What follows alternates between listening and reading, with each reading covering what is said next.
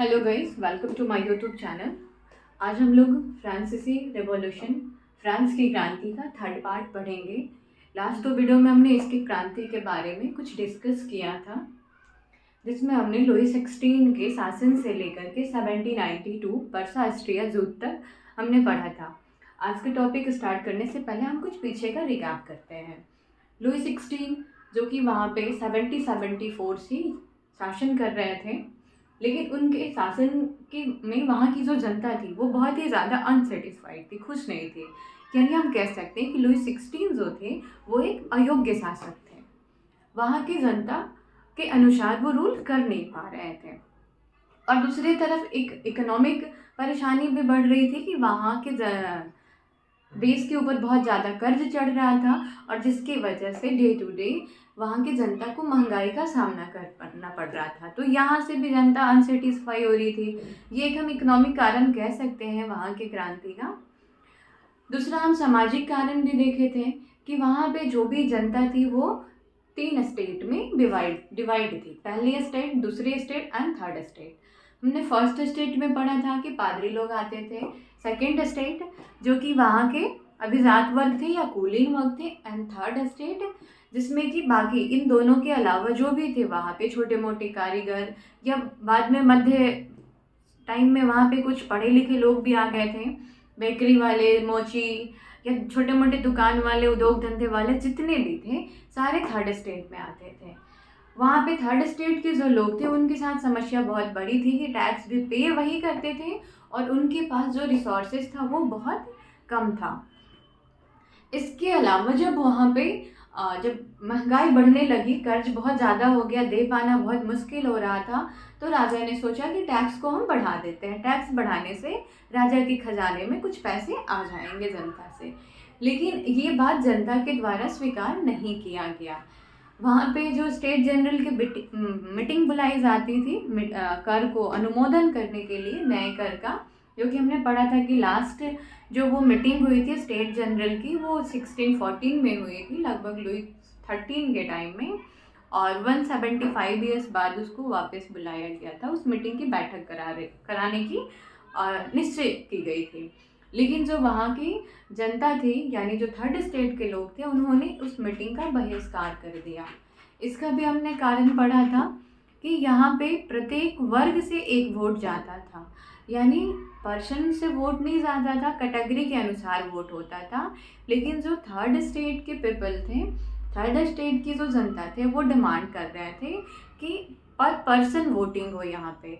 यानी वहाँ जो सिस्टम बना हुआ था स्टेट जनरल के मीटिंग में बैठने का, तो 300 जो पीपल जाते थे वो फर्स्ट क्लास से जाते थे, सेकेंड क्लास से भी 300 जाते थे, एंड थर्ड क्लास से 600 जाते थे।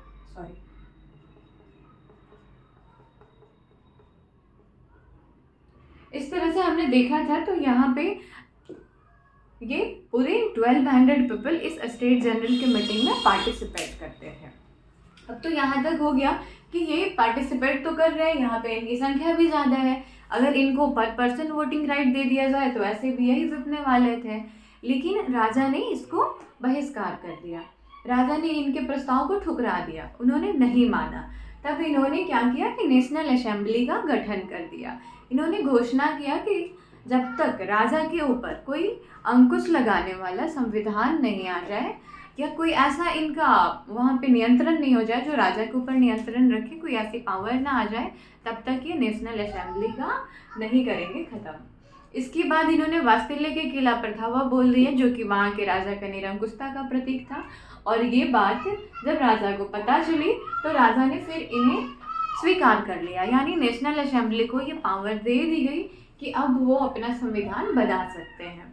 इस तरह से हमने कुछ आर्थिक कारण भी पढ़ा था एंड सामाजिक कारण भी।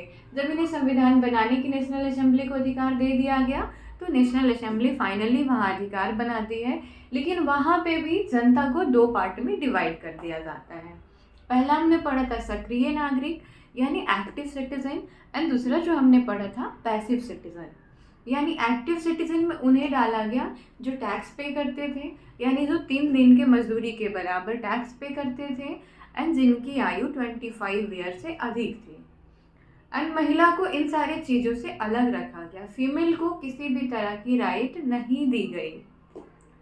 बाकी हम पढ़ते हैं पैसिव सिटीजन के बारे में, तो इसमें भी हमने पढ़ा था कि वैसे पीपल जो 25 से नीचे थे वो तो सारे पैसिव में आएंगे ही, लेकिन जो पीपल जो है, जो वहाँ की जनता जो है टैक्स पे नहीं कर सकती थी, जिनकी हालत ख़राब थी, जो बहुत ही पुअर क्लास से बिलोंग करते थे, उनको वहाँ का सिटीज़न तो माना ही नहीं गया। ऐसे उनको कोई अधिकार नहीं दिया गया। उसको पुरुष नागरिक घोषणा पत्र कहा गया था, और महिलाओं को तो खैर उससे अलग रखा ही गया। यानी यहाँ पूरे जो भी हमने आज चर्चा करी, इसमें हमने देखा कि अधिकार में जो भी मिला, वो पीपल जो थे वहाँ के, जो कि गरीब तबके के लोग थे, उनको अभी भी अधिकार नहीं दिया गया था। यानी जो पढ़े लिखे लोग थे, जो थोड़े रिच थे, उन्हीं को अधिकार मिला था। बाकी ये सब माहौल से तो महिला को बाहर रखा ही गया था। महिला को ऐसे स्टेट जनरल की मीटिंग में जाने का भी अधिकार नहीं था, लेकिन उन्होंने अपने पत्र के द्वारा वहाँ पे अपने कुछ क्वेश्चन को, प्रश्न को भेजे थे। अब हम यहाँ 1792 ऑस्ट्रिया पर्सा युद्ध पढ़ेंगे, जहाँ पे कि राजा के गुप्त वार्ता के कारण ये ऑस्ट्रिया पर्सा युद्ध नेशनल असेंबली के द्वारा अनाउंस कर दिया जाता है। और यहाँ पे इस युद्ध के लिए सैनिकों को भर्ती भी किया जाता है, जिसमें हमने मार्सिले का नाम पढ़ा था, जो कि बाद में फ्रांस का राष्ट्रगान बना। अब हम यहाँ आएंगे, इस युद्ध के दौरान ही क्या होता है, 10 अगस्त 1792 को जो वहाँ की जनता थी, पेरिस को जनता को लेकर के ट्यूलेरिया के महल पर धावा बोल देता है। ये ट्यूलेरिया का जो महल है, यहाँ पे राजा रहते थे। यहाँ पे धावा बोल दिया जाता है और राजा को कर लिया जाता है गिरफ्तार। राजा को गिरफ्तार करने के बाद यहाँ पे जो कॉमन पीपल के लिए थोड़ा सा संविधान संशोधन किया जाता है, यानी जो थोड़ा सा बदलाव उनके संविधान में किया जाता है। और वो बदलाव सिर्फ इतना होता है कि जो मतदान की उम्र 25 ईयर्स थी, 25 ईयर से 21 साल कर दिया जाता है, 21 वर्ष कर दिया जाता है, तथा ये सभी को दिया जाता है। यानी जितने भी मेल हैं सबको दिया जाता है, नॉट ओनली टैक्स पे करने वाले।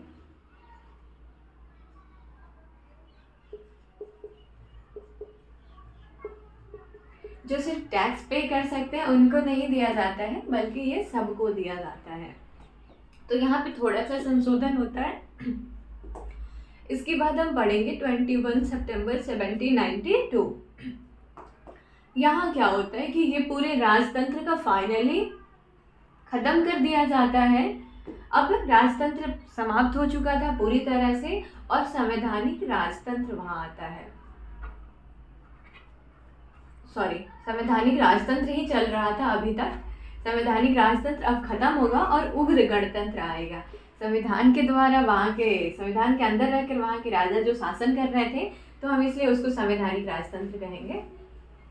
फाइनली राजतंत्र कम्प्लीटली एबॉलिश्ड हो जाता है, खत्म हो जाता है। और 21 जनवरी 1793 को, 21 जनवरी काफ़ी इंपॉर्टेंट डेट है, 21 जनवरी 1793 को place D la Concorde, place D la Concorde में यहाँ पे लुई 16 को फांसी दे दी जाती है। गिलोटिन पे चढ़ा करके इनको फांसी दे दिया जाता है।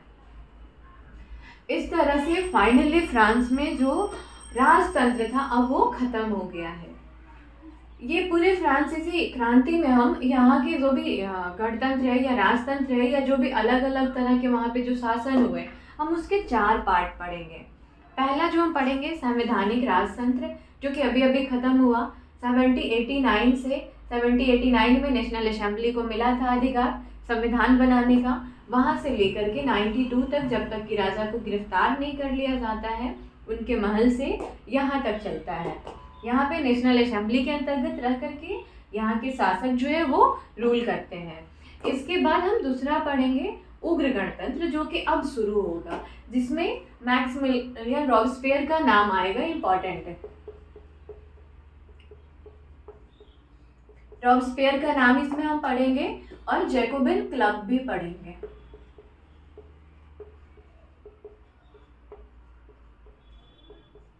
जैकोबिन क्लब और रॉबस्पियर का यहाँ पे क्या होता है कि जब संवैधानिक राजतंत्र खत्म हो जाता है और जो जैकोबिन क्लब के लोग थे, जो कि क्लब लास्ट क्लास में हमने पढ़ा था कि क्लब में बहुत सारे लोग जाना शुरू कर दिए थे, महिलाएं भी अपना क्लब बनाना शुरू कर दी थी और वहाँ पे लोग जाकर के अपने ओपिनियन को साझा करते थे, एक दूसरे से विचार विमर्श करते थे। कुछ पत्रिकाएं भी अब आने लगी थी, कुछ फिलोसफर का भी नाम हमने इसमें पढ़ा था, जैसे मॉन्टेस्क्यू थे, रूशो थे, जॉन लॉक थे। इन लोगों ने काफ़ी इम्पॉर्टेंट रोल प्ले किया था। तो इसी में थे जैकोबिन क्लब का अहम रोल रहा। अब यहाँ पे उग्र गणतंत्र को रॉबेस्पियर का हो जाता है वहाँ के शासन पे अधिकार और उन्होंने शुरू करते हैं यहाँ से अब जैकोबिन क्लब का राज चलता है। इसको हम आतंक राज भी कहते हैं, यानी रीजन ऑफ टेरर। अब इसको आतंक राज क्यों कहा जाता है, नाम से ही आपको समझ आ रहा होगा। रॉबेस्पियर का जब यहाँ पे आता है शासन तो वो हर सिचुएशन को अपने कंट्रोल में करना चाहते हैं, यानी इस तरह से कंट्रोल करना चाहते हैं कि वहाँ की जनता खुद ही इनके रूल से परेशान हो जाती है। यानी हर चीज़ का कीमत तय कर दिया जाता है, कोई भी चीज़ जो है इससे ज़्यादा कीमत पर ना बेची जाएगी ना खरीदी जाएगी और हर चीज़ को अपने कंट्रोल में लेते हैं। क्योंकि अब मतलब फ्रांस के शासक के खिलाफ अगर कोई बोल रहा है, कोई भी उनके विरोध में आवाज़ उठाता है तो उसे गिलोटिन पर चढ़ा करके, गिलोटिन एक तरह की मशीन होती है जिससे लोगों का सर धड़ से अलग हो जाता है, काट दिया जाता है, गिलोटिन पे चढ़ा करके उनको फांसी दे दी जाती थी, उनको मार दिया जाता था। तो ये रॉबेस्पियर जब यहाँ आते हैं, आतंकराज 92 से शुरू होता है। यहाँ पे हर चीज़ को वो अपने कंट्रोल में करना चाहते हैं और यहाँ के लोग इतनी परेशान हो जाती है कि इतना हार्ड रूल, इतना स्ट्रिक्ट रूल कर दिया जाता है कि जैसे वो हर पीपल को गिलोटिन पे चढ़ाने के लिए उतावले हैं, ऐसा होता है। कोई भी जरा सा भी गलती हुआ उसे तुरंत गिलोटिन पे चढ़ा करके उसको मृत्यु के घाट उतार दिया जाता है। तो यहाँ की जनता इनसे खुद त्राही हो जाती है और एक दिन इन्हीं को पकड़ करके वो गिलोटिन पे चढ़ा देती है और फाइनली उनका भी मृत्यु हो जाता है। अब यहाँ से शुरू होता है उदार गणतंत्र। उदार गणतंत्र जिसको कि हम डायरेक्टरी शासन भी कहते हैं। यहाँ पे 5 लोगों का मिलाकर राज्य शुरू किया जाता है। अब यहाँ पे देखिए जो नेशनल असेंबली होता है वो भी खुद को खत्म कर देता है, अपने आप को खत्म और डायरेक्टरी शासन को दे दिया जाता है। अब यहाँ पे 5 मंत्री बनाए जाते हैं जिनके द्वारा यहाँ पे रूल शुरू होता है, जिसको कि हम उदार गणतंत्र कहते हैं। उदार का मतलब समझ रहे हैं आप, यहाँ पे लिबरल यानी इनके बहुत सारे ओपन हो जाते हैं, इनके राज्य में रिस्ट्रिक्शन वगैरह सारे खत्म हो जाते हैं, रिस्ट्रिक्शन, और बहुत ज़्यादा कंट्रोल नहीं रह पाता है। यहाँ पे भी लोगों के अंदर बहुत परेशानी होती है, वो बहुत ज़्यादा सेटिस्फाई और खुश नहीं रहते हैं। लेकिन ये उदार गणतंत्र ही यहाँ पे तानाशाह का रास्ता शुरू करता है। यानी हम कह सकते हैं जैसे प्रेजेंट सिचुएशन अगर हम करें, इंडिया की बात करें, तो यहाँ की जो जनता थी वो बहुत ज़्यादा अनसेटिस्फाई हो गई थी कांग्रेस के रूल से।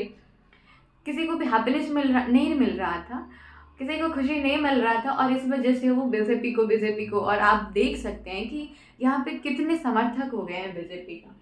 वैसे एज लाइक हम यहाँ कह सकते हैं कि उदार गणतंत्र में पीपल जो है वो खुश नहीं रह पा रही थी, मतलब उनको समझ नहीं आ रहा था कि वो अब किसको शासक बनाएंगे, क्योंकि ऑलमोस्ट जितने भी यहाँ पे संवैधानिक राजतंत्र हुआ, उग्र गणतंत्र हुआ, उदार गणतंत्र हुआ, किसी से भी पीपल जो है वो सेटिस्फाई नहीं हो पाई।